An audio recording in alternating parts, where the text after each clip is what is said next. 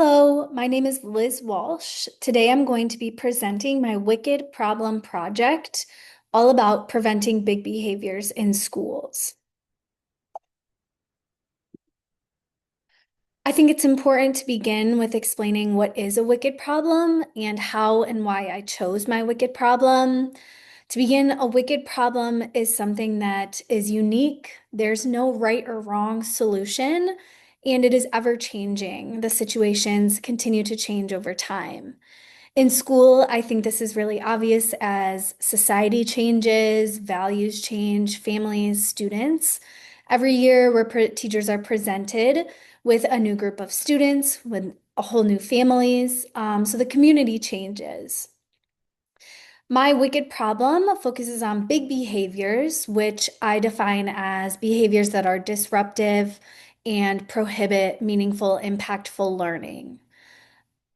My wicked problem looks at how my building, my school building, can prevent big behaviors by creating a school-wide behavior initiative. This is important because, as you'll see, and as I explain later, my staff in the building is mostly comprised of young teachers. And right now, currently, if you walked into my building, you might see these disruptive behaviors in classrooms, hallways, the cafeteria, the library, and it infringes on the learning process. So, in order to diminish the feeling of chaos in my building, I focused my Wicked Problem project on exploring and finding a better solution to preventing big behaviors and reducing their prevalence. According to my research into school-wide behavior initiatives, um, the effects of a school-wide behavior initiative are positive. They have a positive relationship between learning outcomes through achievement and decreased suspensions, which again, I think correlates to these big behaviors that I want to find out how to reduce.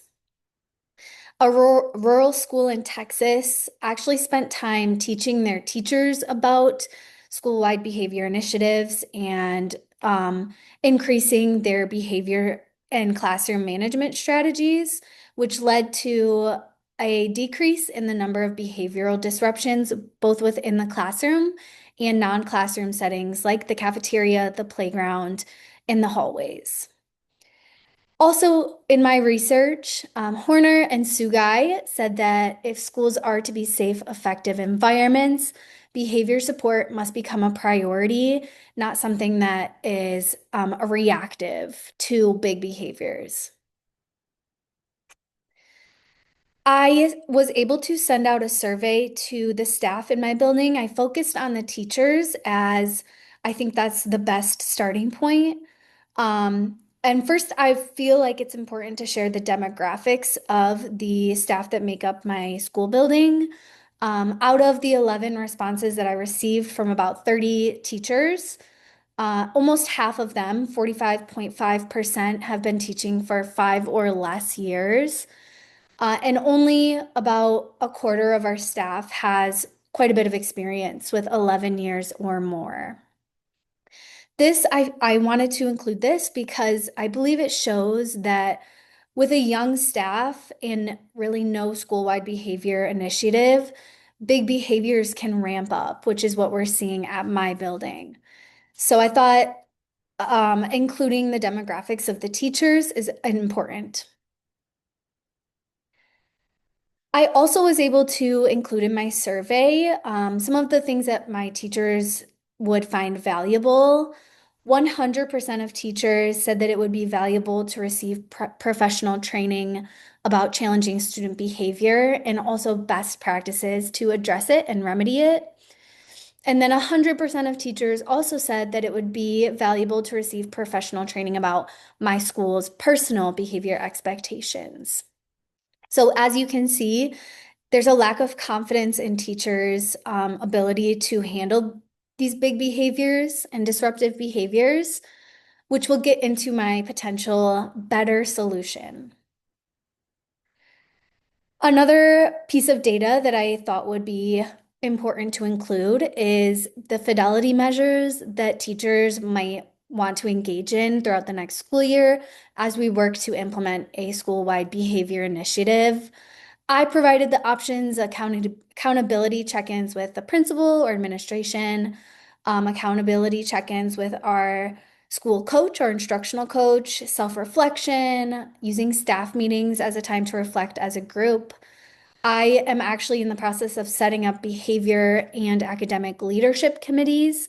So as we enter the 2025-2026 school year, we will have a dedicated group of teacher leaders that their goal is to improve behaviors that we notice around the building. So about 50% of teachers said that space, the leadership committee for behavior, would be a good space to reflect and ensure that all staff are kind of meeting these progress check-ins.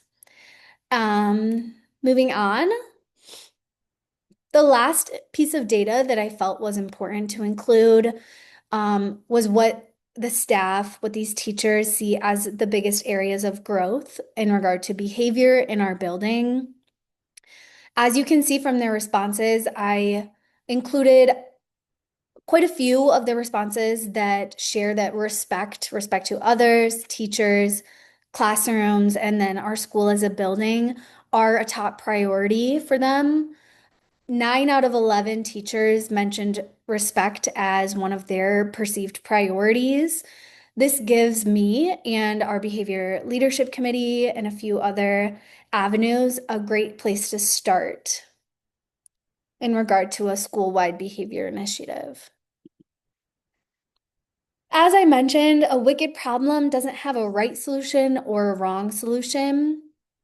In my research and in the data that I received back from staff on the survey, my better solution for this wicked problem revolves around teaching our teachers, really setting teachers up to be able to manage and handle and have a better leg up on these big disruptive behaviors.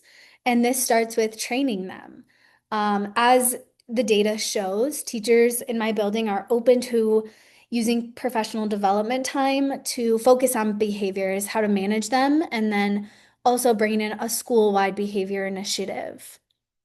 A good starting point, and I'll explain a potential timeline next, but a good starting point is to use our back to school professional development days and really dedicate time to set the groundwork, get everybody's voices involved, and identify the next step for our staff.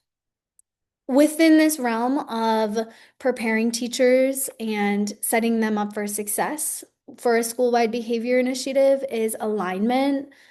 As I mentioned, we'll have a behavior leadership committee, and then our school continuous improvement team, our MyKIP team, has also started to focus on school-wide behavior initiatives. So these two leadership teams will continue to focus on this issue, focus on this wicked problem.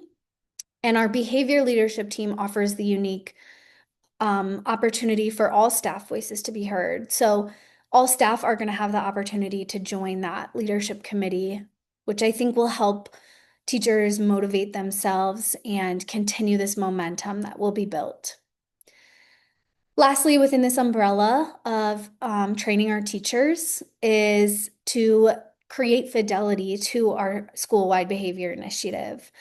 Expectations are going to have to be known and shown, especially with the young staff, teaching them what the behavior expectations are throughout the building, in the classrooms and outside of the classrooms.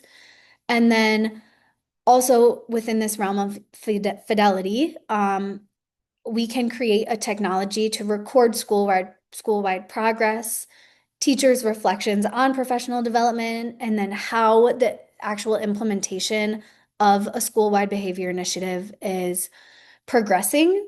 So that would be as we're getting ready to implement a school-wide behavior initiative. Up until this point, I think the most important thing based on the data and the research is to teach the teachers about handling big behaviors, preparing them for that. I created a potential timeline. Obviously, this is flexible. As I mentioned, using our back to school professional development days to brainstorm as a whole staff, what training topics would be the most valuable to them, looking ahead in the calendar to identify professional development dates that we can use, and then seeing how we want to handle accountability. All staff, I believe, are going to need to have a voice in this in order to for everybody to be on board. So we can use our back to school professional development time to agree on a support plan. How do teachers want to be supported throughout the process of reducing big behaviors? Next in our timeline is our leadership committee and my CIP team continue to focus on school-wide behavior initiatives throughout the 2025-2026 school year. They will have dedicated time to do this, so it'll be less on the teacher's shoulders to plan this out, and my KIP team and leadership team can create resources if necessary, research speakers to come in and talk, and then find other resources to support staff's needs. Which leads me to the next part in the timeline. These committees will work with administration to select a professional development day and identify a speaker and ideally bring them in sometime within the 2025-2026 school year. Or if a speaker is not possible, then these two leadership teams can find the resources that we need to support staff needs as we look ahead into future school years. Finally, I think a good goal for the end of the 2025-2026 school year is to have all staff receive at least one session of professional development, professional training on behavior management, and have one meeting, depending on what we choose, for accountability to track progress, share reflections, areas of strength, and areas of growth. Obviously, this is just a proposed timeline. Adjustments can be made, but I thought this was a good starting point. I have a few references, and I'm going to stop sharing my screen. I just want to say a big thank you to you for watching, and I look forward to potentially solving or putting forth a better solution for this wicked problem. Thank you.